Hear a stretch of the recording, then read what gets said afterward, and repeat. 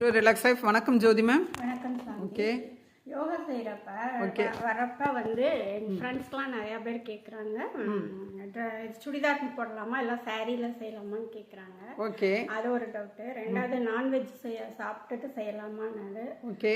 Periods அப்போ செய்யலாமான்றது அதை கொஞ்சம் விரிவாக சொல்லுங்க. சரி, ஓகே. இப்போ ஃபஸ்ட்டு ஒன் வந்து பார்த்தீங்கன்னா, நீங்கள் கேட்டிருக்கீங்க நிறைய பேர் வந்து சுடிதார் போட்டு வரணும் அப்படின்னா இருந்தால் தான் யோகா கிளாஸ்க்கு செட் ஆகும்னு நினைக்கிறது வந்து சுடிதார் போட்டால் நம்ம கன்வீனியண்ட்டாக இருக்கும். ஓகே. ஆனால் நிறைய பேர் சுடிதார் போட்டு பழக்கலைன்னு கொஞ்சம் மிடில் ஏஜ் பீப்புளுக்கு வந்து சுடிதார் போட்டு பழக்கம் இல்லை அப்படின்றப்ப அவங்க கொஞ்சம் ஹெசிடேட் பண்ணுறாங்க. அப்படி இருக்கிறப்ப நம்ம நார்மலாக நம்ம சாரியோட ஒரு பேண்ட் மட்டும் போட்டுட்டு நமக்கு கன்வீனியண்ட்டாக நம்ம ஒரு லெகின்ஸோ ஏதோ ஒன்று போட்டுட்டு நம்ம யோகா பண்ணிக்கலாம். காட்டன் ட்ரெஸ்ஸாக நம்ம போட்டுக்கிட்டால் நமக்கு ஹெல்த்துக்கு நல்லது.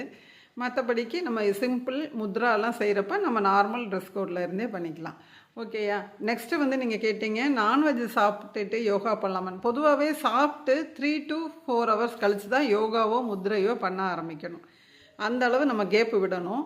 நான்வெஜ் சாப்பிட்றத நிப்பாட்டுங்கன்னு சொன்னால் கேட்க மாட்டாங்கல்ல எல்லோரும். அதனால் அதை முடிஞ்ச அளவு அவாய்ட் பண்ணிக்கணும். ஓகேயா. அடுத்து தேர்ட் ஒன்று வந்து ஒரு குட் கொஸ்டின் கேட்டீங்க. பீரியட் அப்போ வந்து கண்டிப்பாக யோகா பண்ணக்கூடாது.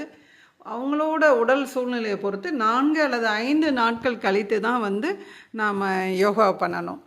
ஓகேயா. வேறு எதுவும் டவுட் இருக்கா? இல்லை. Okay, thank you.